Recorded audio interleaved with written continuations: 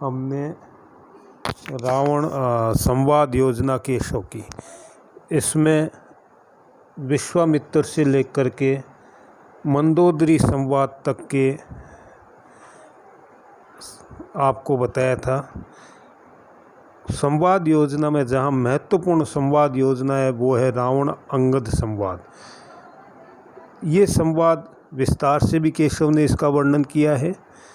राम कथा में जब हनुमान जी लंका दहन करके राम के पास जाते हैं और राम ये सोचते हैं कि युद्ध से पहले एक बार फिर रावण को संधि के लिए या युद्ध न करना पड़े, इसके लिए किसी दूत को भेजने का विचार करते हैं। और उस विचार में किसको भेजा जाए यह मंत्रणा होती है और उसमें अंगद का नाम आता है। अंगद जो है वो बाली का पुत्र है, कथा आपको पता ही है। और अंगद जब रावण की सभा में जाता है, लंका में जाता है, तो वहाँ सब विस्मय में विस्मित हो जाते हैं, एक दूसरे को देखते हैं और ये लगता है कि फिर कोई वानर आ गया जो लंका का विनाश करेगा।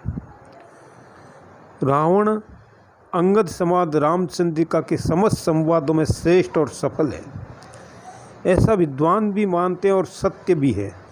रावण और अंगद दोनों ही अपनी व्यवहार कुशलता एवं वचन विदग्धता में एक दूसरे से होड़ ले रहे हैं।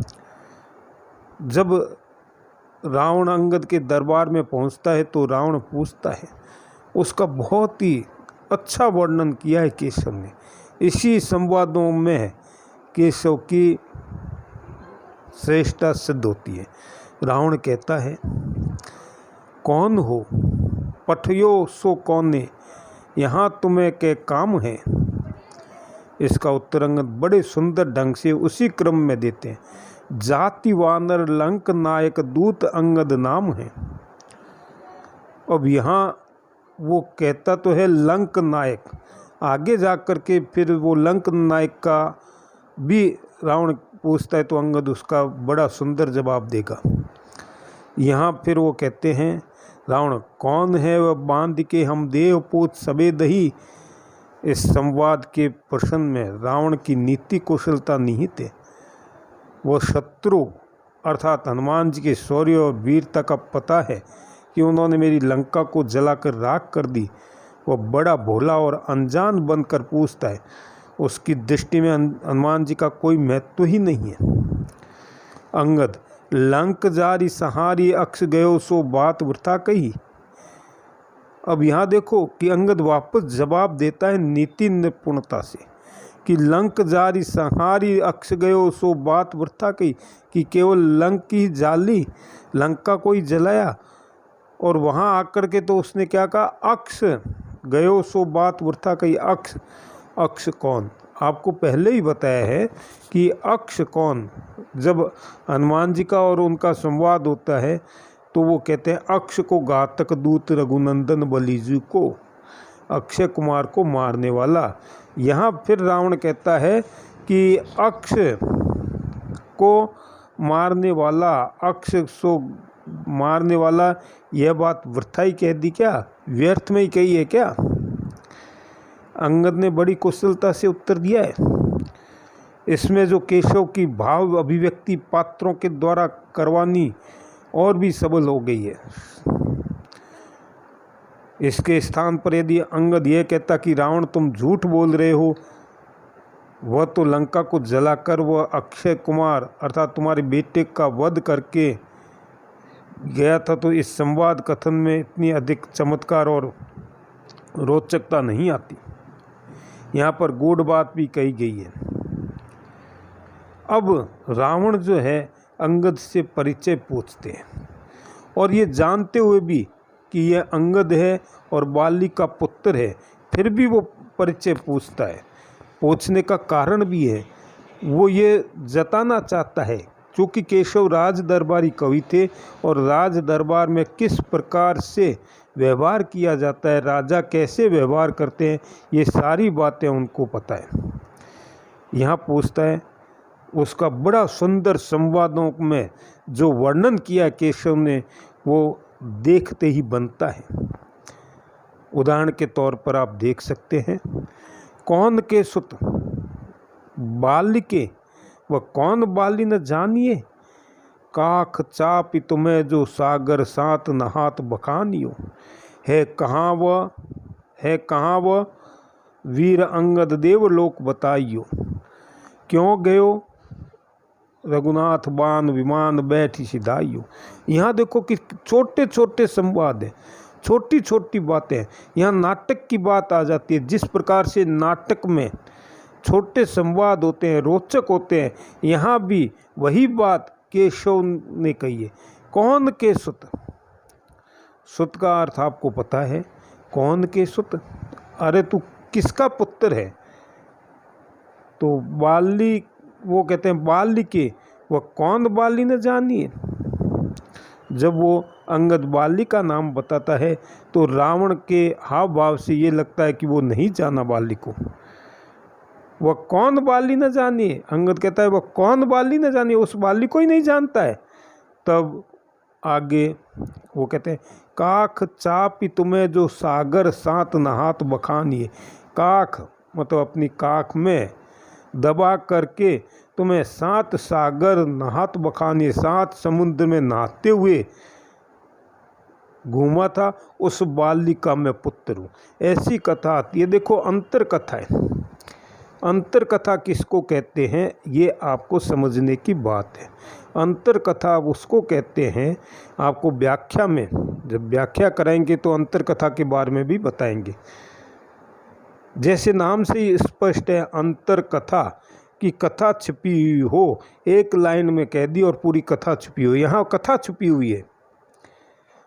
यहाँ तो केवल ये कह दिया कि काख में नाक करके। इसकी कथा आती है कि एक बार रावण अपने अहंकार में जा करके बाली को युद्ध के लिए ललकारता है। बाली संध्या करता हुआ है, और जब रावण नहीं मानता है तो उसको अपनी काख में दबा करके और संध्या और सात समुद्र तक नहाता हुआ घूमता है। तो यहाँ वो कहते हैं, उसका पुराना बखान करते हैं, काख चापी तुम्हें जो सागर सात नहात बखानी। ये अपने काख में दबाए हुए तुम्हें सात समुद्र में स्नान करता हुआ जो फिरा था, उस बालिका में पुत्र हूँ। अब देखो यहाँ फिर इस संवादों की रोचकता देखते ही बनती है, और रावण जो है विषय को बदलता है कहाँ वह प्रश्नवाचक वीर, कि वो अब वो वीर का है। अंगद देवलोक बताइयो। अंगद ने क्या कहा कि देवलोक। देखो केशव की यही तो विशेषता है, सीधा नहीं कहा कि मृत्यु को प्राप्त हो गया। अंगद देवलोक बताइयो। अंगद ने कहा वो तो देवलोक को चले गए। अब रावण को पता है कि कैसे गए, फिर भी वो पूछता है क्यों गए हो वो। तब अंगद जो उत्तर देता है, इस उत्तर में बड़ा चमत्कार है। रघुनाथ बान विमान बैठी सिधाइयो। रघुनाथ रूपी बान के विमान पर बैठ करके, रूपक अलंकार का बड़ा सुंदर वर्णन किया है। रघुनाथ बाण विमान बैठी सिधाइयो। रघुनाथ के बाण रूपी विमान पर बैठ करके सिधाइयो मतलब जाना, अर्थात राम के बाण पर बैठा, अर्थात राम के द्वारा मृत्यु को प्राप्त हुई। यहाँ देखो कि जो बात कही गई है कि रावण को पता है कि अंगद के पिता बाली को राम ने मारा, फिर भी वो अनजान बनकर पूछता है। और बाली भी मरने का, अर्थात बाली के मृत्यु का भी कारण उसको पता है, लेकिन अंगद भी उसी के अनुसार उत्तर देता है। अंगद भी रावण को उसके प्रश्नों का उत्तर, अर्थात मुंह तोड़ जवाब देता है।